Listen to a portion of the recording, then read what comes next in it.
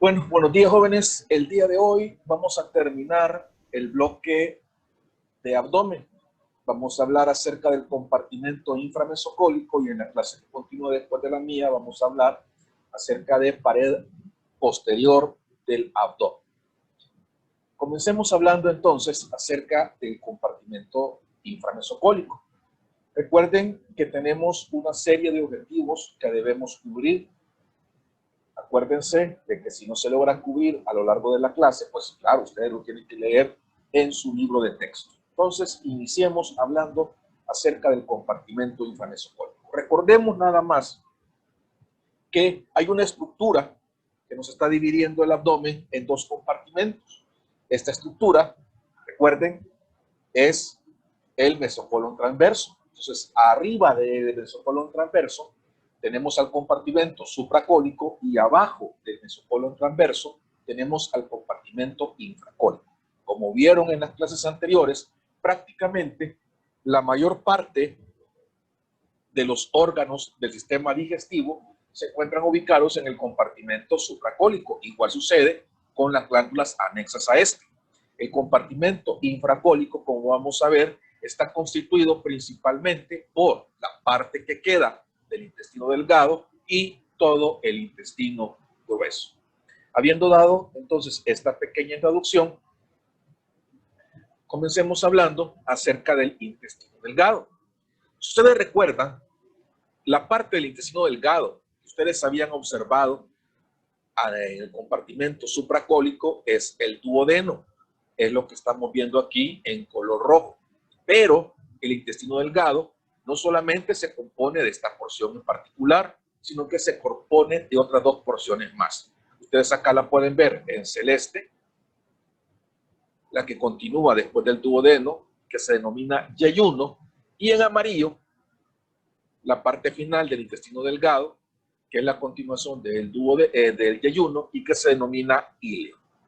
Ustedes pueden ver cómo estas dos partes en particular están comprendidas totalmente en el compartimento infracólico. Recuerden que acá, donde estoy señalando yo, estaría el mesocolon transverso y de aquí para arriba es supracólico y aquí para abajo es infracólico.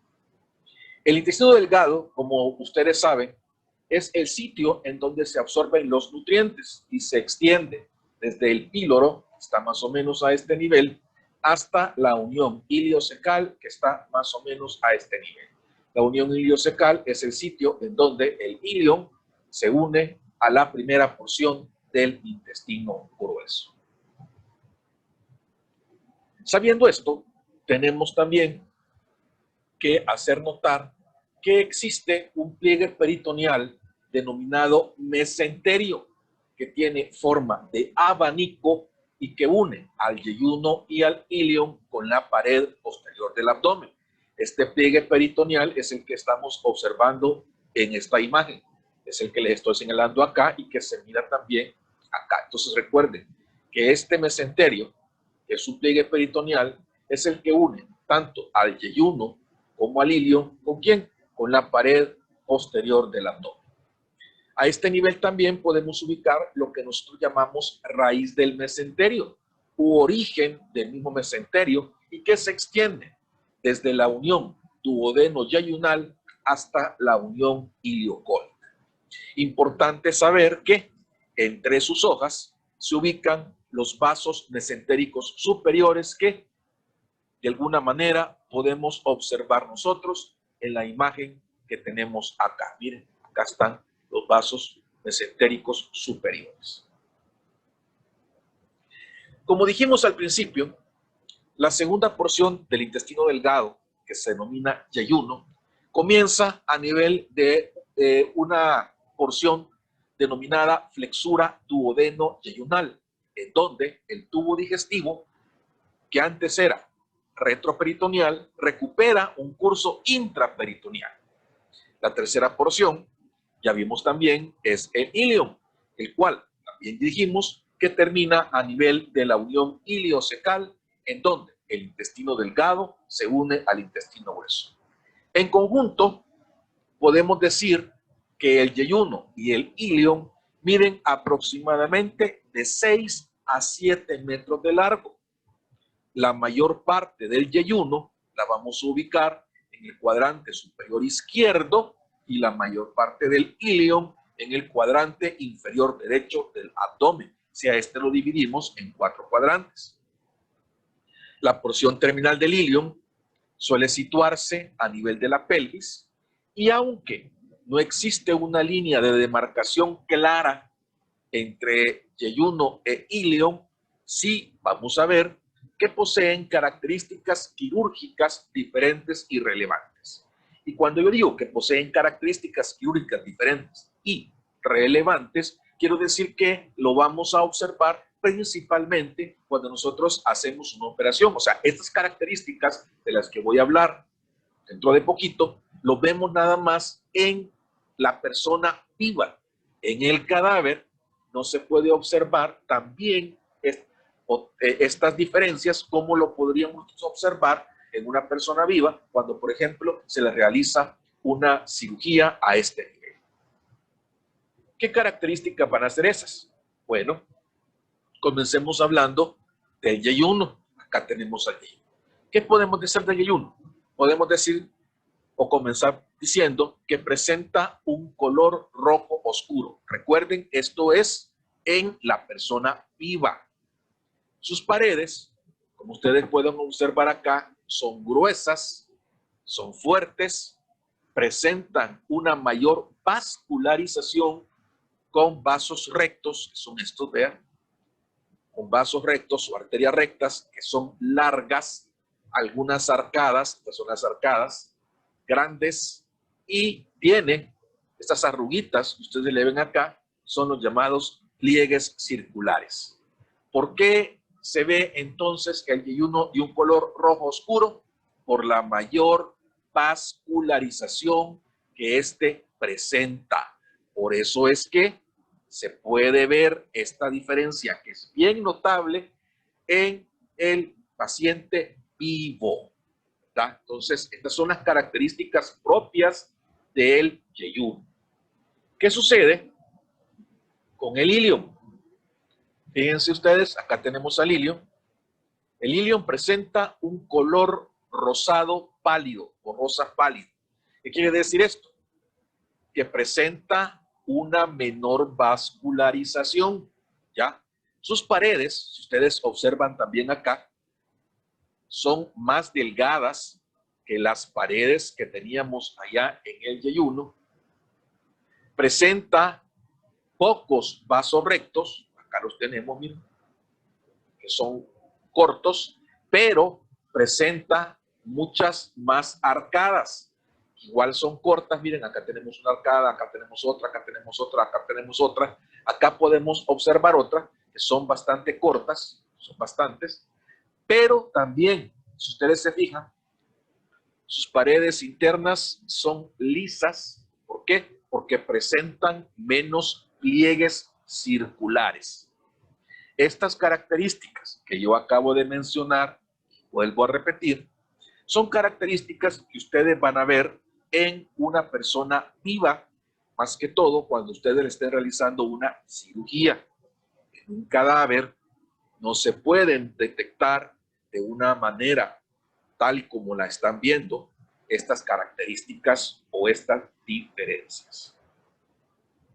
¿Dónde termina el intestino delgado? Pues el intestino delgado termina en la llamada unión iliocecal, que es la que estamos viendo nosotros acá, miren. Aquí es donde el ilion va a desembocar, se va a unir a la primera porción del intestino grueso. Casi siempre, en la mayoría de los casos, esta región en particular se encuentra ubicada a nivel de la fosa ilíaca derecha, para que ustedes tengan en cuenta y repasemos un poquito, ¿verdad?, los cuadrantes que veíamos en la primera clase de abdomen. Ahí es donde va a terminar el intestino delgado, en esta unión iliocecal.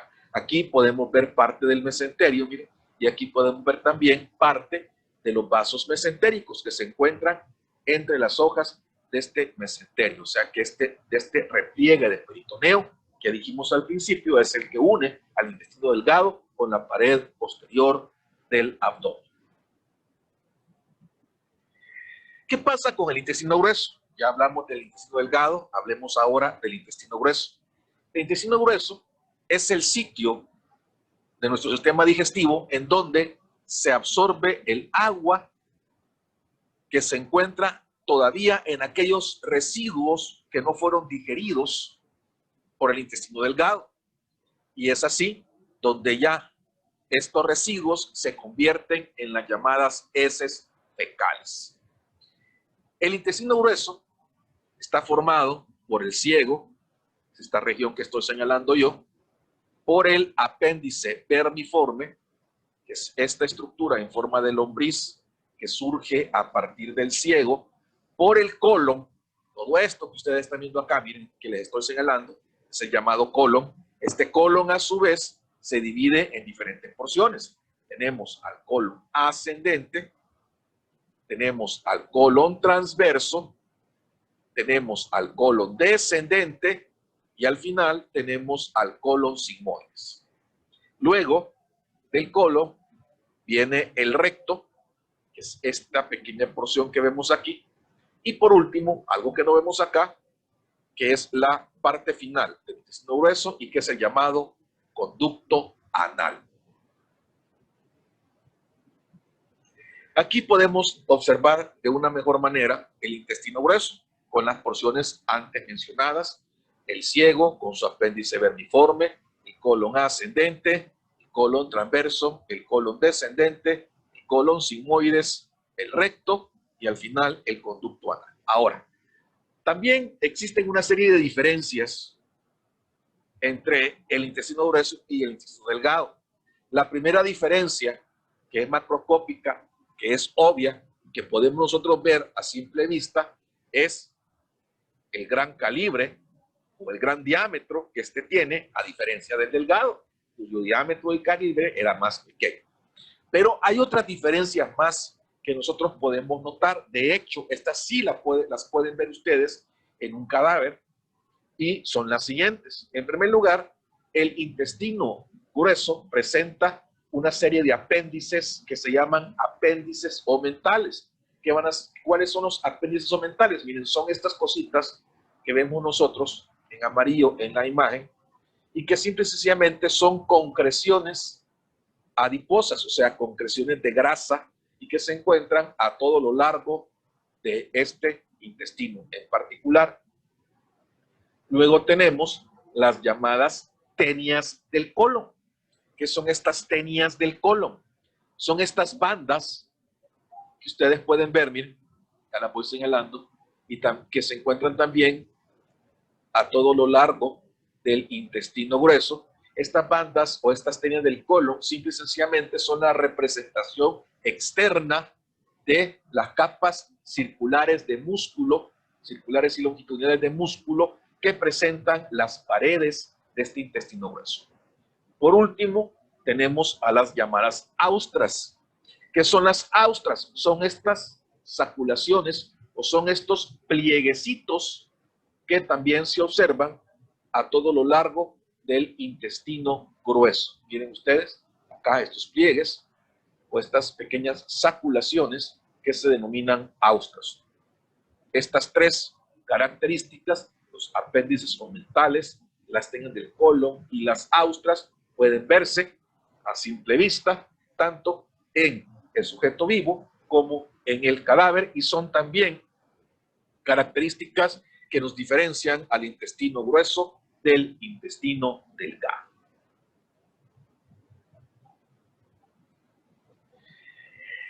¿Quién irriga al compartimento inframesocólico? El compartimento inframesocólico es irrigado por dos arterias que son ramas directas de la arteria aorta abdominal. ¿Cuáles van a ser estas arterias? Son las arterias mesentérica superior y la arteria mesentérica inferior. En cuanto a la arteria mesentérica superior, que es la que tenemos acá, podemos decir que de las dos es la rama más gruesa, la rama más grande, ¿verdad? Y presenta una serie de ramos o una serie de derivados. Aquí solo mencionamos 4, pero realmente nos falta una más, que es la arteria pancreato-duodenal inferior. ¿Por qué no ponemos aquí a la arteria pancreato-duodenal inferior? Porque la arteria pancreato-duodenal inferior, que es la primera rama de la arteria mesentérica superior, esta se va hacia arriba e irriga estructuras del compartimento supramesocólico. Por eso es que no la colocamos aquí, aunque sí es rama de la arteria mesentérica superior. ¿Ya? Aquí solo hemos colocado o he colocado las ramas de la arteria mesentérica superior que irrigan el compartimento inframesocólico. ¿Cuáles van a ser esas? En primer lugar, tenemos todas estas que ven acá. Miren, estas son las arterias yeyunales e iliales, que forman las llamadas arcadas arteriales, y al final, miren, los vasos rectos que terminan irrigando las dos porciones que se encuentran a nivel del compartimento infracólico del intestino delgado. Llámese este yeyuno, llámese este ileo. Luego tenemos a la arteria iliocólica, que es esta, ustedes pueden ver acá, miren, esta es la arteria iliocólica. ¿Qué irriga la arteria iliocólica? Irriga la primera porción del intestino grueso, que es el ciego, y de ahí sale una ramita que va a irrigar al apéndice vermiforme. Luego tenemos a la arteria cólica derecha. ¿Cuál es la arteria cólica derecha? Es esta que ustedes ven acá, miren. Esta es la arteria cólica derecha. Y por último tenemos a la arteria cólica media. Esta se va hacia acá, no se mira acá. Ya les voy a presentar una imagen en la que sí se ve, pero que tanto la arteria cólica derecha como la cólica media irrigan al colon ascendente, y la arteria cólica media a parte del colon transverso, que aquí podemos observar que está cortado. ¿Para qué? Para poder ver de dónde es que se origina nuestra arteria mesentérica superior. Repasando entonces, la arteria mesentérica superior presenta 5 ramas. La primera de ellas es la arteria pancreato-duodenal inferior, que no está representada aquí porque se va hacia arriba e irriga estructuras a nivel del compartimento supracólico, y las otras 4 que sí están representadas acá y que irrigan ya prácticamente estructuras infracólicas son las arterias yeyunales e iliales, que ya las habíamos visto, acá estaban, ¿verdad? La arteria iliocólica, acá, la arteria cólica derecha acá, y la que no vemos, la arteria cólica media. La otra arteria que irriga al compartimento infracólico es la arteria mesentérica inferior. Es esta que ustedes están viendo acá, miren. Igual que la arteria mesentérica superior, ¿de dónde se origina? Se origina de la aorta abdominal. Esta arteria mesentérica inferior solamente nos va a dar 3 ramas. La primera de ellas es la arteria cólica izquierda, que es esta que vemos acá, miren. Esta es la arteria cólica izquierda. Luego tenemos una serie de arterias que se llaman arterias sigmoideas, que son estas, miren, que les estoy mostrando acá. Estas son las arterias sigmoideas. Y la última rama es la arteria rectal superior. ¿Qué irriga cada una de ellas? Bueno, la arteria cólica izquierda nos va a irrigar la parte que quedaba, o la parte que va más hacia la izquierda del colon transverso, nos va a irrigar colon descendente también.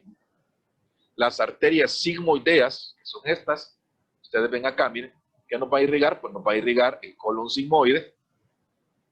Y la arteria rectal superior nos va a irrigar la primera porción del recto. ¿Por qué se le llama a esta parte del colon sigmoide? Bueno, porque si ustedes se fijan, tiene más o menos una forma de S. Por eso es que se le llama a esta porción en particular colon sigmoide. Aquí tenemos, retirando todo lo anterior y solo dejando la parte arterial, podemos observar nosotros acá a la arteria mesentérica superior, y a la arteria mesentérica inferior. Como ustedes pueden ver en este esquema, son ramas directas de la aorta, de la arteria aorta abdominal. Aquí sí podemos ver todas las ramas bien bonitas, miren, de la arteria mesentérica superior. Acá tenemos, vean, a la arteria iliocólica, miren su sitio de irrigación. Acá tenemos a la arteria cólica derecha, vean, sitio de irrigación de la misma. ¿Ya? Acá tenemos a la que nos faltaba, miren, a la arteria cólica media, miren, vean su sitio de irrigación. Acá tenemos a la arteria mesentérica inferior y sus ramas. Acá tenemos a la arteria cólica izquierda, vean el sitio de irrigación de la misma. Aquí tenemos a las ramas o arterias sigmoideas, miren. Y por último, tenemos a la arteria rectal superior. También aquí podemos explicar lo siguiente. Si ustedes se fijan, la arteria cólica media y la arteria cólica izquierda sufren una anastomosis, sufren una unión. Esta unión de la arteria cólica media con la arteria cólica izquierda tiene un nombre y se llama arteria marginal. Esta arteria marginal es como un puente arterial que se ubica entre la arteria cólica media y la arteria cólica izquierda, y que ese puente sirve para irrigar gran parte del colon transverso, como ustedes pueden observar aquí en este esquema. Este pedacito que ven ustedes aquí, donde yo voy a poner el cursor, recuerden, es el tronco celíaco, que es de donde se originaba toda la irrigación del compartimento supracólico. Recuerden también que aquí no estamos viendo una arteria que es rama de la mesentérica superior, que como ustedes pueden ver acá, está cortadita, y que es la arteria pancreatoduodenal inferior. ¿Por qué no la estamos observando aquí? Porque recuerden que esta se va hacia arriba y nos va a irrigar estructuras del compartimento supracólico. Pero siempre hay que tomarla en cuenta porque es la primera rama que nos da la arteria mesentérica superior. Como ustedes vieron, la clase es corta, pues no hay mucho de qué hablar en el compartimento infracólico, más que de los intestinos, más que describirlos, de su irrigación, que es la parte más importante. Recuerden, muchachos, también que estudiar medicina es lo más parecido al amor. Uno sufre, uno sufre, uno sufre, pero jamás quiere dejar de seguir estudiando. Ojalá que sea con ustedes.